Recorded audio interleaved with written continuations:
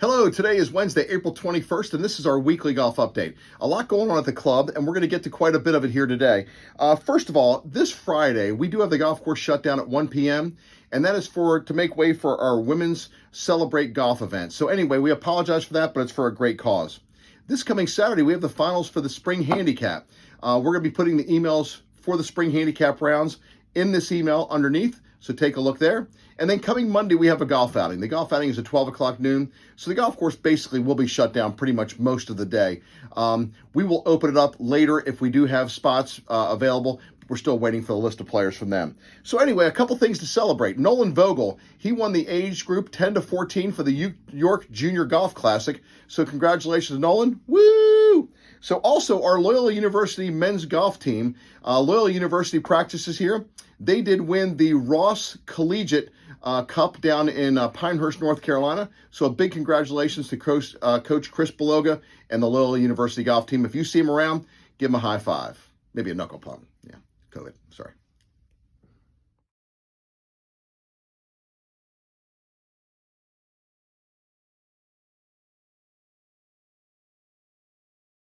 Okay, here we are at the events board. We have the breakfast tournament coming up Saturday, May 8th. That is a 9 a.m. shotgun for all season ticket holders. The 9 and Dine Twilight is coming up Thursday, April 29th, next Thursday. Hopefully you can sign up for that. That's men and women. The putting championship is back. We're going to have 64 players, or May 15th, whatever comes first. Those people be in the putting championship. The senior two best balls of three, Thursday, May 13th. We have some results up on the board, and we also have things for the spring handicap, which shows where all the flights stand for that. So anyway, check out the boards.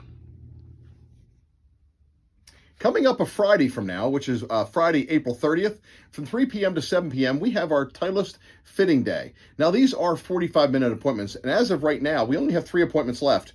We have the 3:45 p.m., we have the 6 o'clock, and the 6:45 fitting appointment. Meanwhile, if you're there and you would like to try out some clubs, feel free to come by. We'll put some clubs together, let you try them out. But as far as actual fitting appointments, we only have 3 left, so get your name on that book very soon. Hey, Cedric, do we have any bags? Dude, we have bags. We have bags. We got stay dry bags. We got players 4 bags. I think you did that backwards. But that's okay. We get the idea. We have Sun Mountain bags. I think we sold all our Ping bags. But we have bags a go-go. Come on in. When it comes to shoes, we have your feet covered. First of all, we have socks that cover your feet, and then shoes that cover your socks. But anyway, in FootJoy, we have a bunch of shoes here. We have the Pro SL, the #1 shoe on tour. It doesn't have spikes on it. It is actually spikeless, but these things are really good. We have the new Hyperflex, the very fancy shoe. We have the Stratus, and then we have a ladies shoe here in FootJoy as well. This Stratus looks very similar to the Echo shoe, which by chance, we are now stocking Echoes. So over here, we have some Echo shoes. Come and try them on. Peter Millar, always one of our big sellers. Between Peter Millar and FootJoy, our #2, 1 and 2 sellers. We have a bunch of shirts in, and then we have a bunch of shorts. We are not short on shorts. Okay, we're getting in a bunch of ladies' clothing. So we have skirts, we have shirts, we have some pullovers over here, and we even have a few sweaters. How about these new Country Club of Maryland t-shirts we got in men's and women's sizes? We just got a new stock of Peter Millar belts. We have them in pretty much every color and size. We have your purples, your greens, your blues of all different colors, even a gray and a stone. Peter Millar belts, $84.95. Come and get them while they're hot. You're probably wondering what these blue stakes mean. Here we are on number 13, and we have a blue stake that's basically even with the front of the green and one that's even with the back of the green, and then there's a drop area. So if you're up against the fence and you can't strike the ball, you can't take relief from something marking it out of bounds, and this fence does mark out of bounds. So your only option would be, under unplayable, is to either take 2 club lengths, no near the hole, which we can't do that because everything's near the hole. Take the point where your ball is and the flag line and go back as far as you want. Well, you can't do that because that'd be out of bounds. So your only other option after that, Cedric, is what? Going back to the tee. So this drop area gives us a 4th option.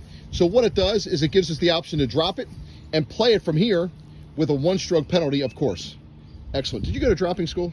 I did go to dropping school. I got an A+. Did you really? Great. 3-year program. So anyway, good drop there, Seti. Let's see if you can get this thing close. 1 chance, no warm-up. No warm-up. Oh, that is... Short. I expected much better with no warm-up. Good shot. Okay, here we are with another blue stake situation, and we're on hole number 15. And for those of you who are right-handed, if your ball crosses the stream and then hooks into the water or the penalty area, at that point, you would need to make a decision. You would need to go ahead and drop it. And this blue stake will determine which drop area you use. If you were short of this blue stake, meaning towards the tee side, you will use the drop area that is relatively short. If you are long of this drop area, then you will use the drop area that is up a little bit further. So that's what these blue stakes do. They basically just tell us where we're going. Now in number 16, we have a similar directional blue stake. So if your ball enters the penalty area, behind the green, left of the blue stake, use the left drop area, and right of the blue stake, you use the right drop area. But my best advice is what, Cedric? Keep it in the fairway. There you go. Here we are on number 17, and I'm off to the right. And the penalty area runs up the right-hand side, and you'll get to an area here just short of the little road where you'll see two stakes about 6 inches from each other. What does that mean, you may ask? That means to infinity and beyond, for those of you who are Toy Story fans. But anyway, that means that that goes on ad infinitum. So if your ball comes in off of number 17 tee and happens to go in this area to the right of these stakes, off the right of them, your ball would still be covered by a penalty area, but it has to be on that line, and then obviously down the line the penalty area is marked off with stakes and lines. Don't hit it over here. Okay, here we are in the weekly golf update, and we have the Sealies, the feature match of the spring handicap, going to extra holes. So how was it? Oh, it's been grueling.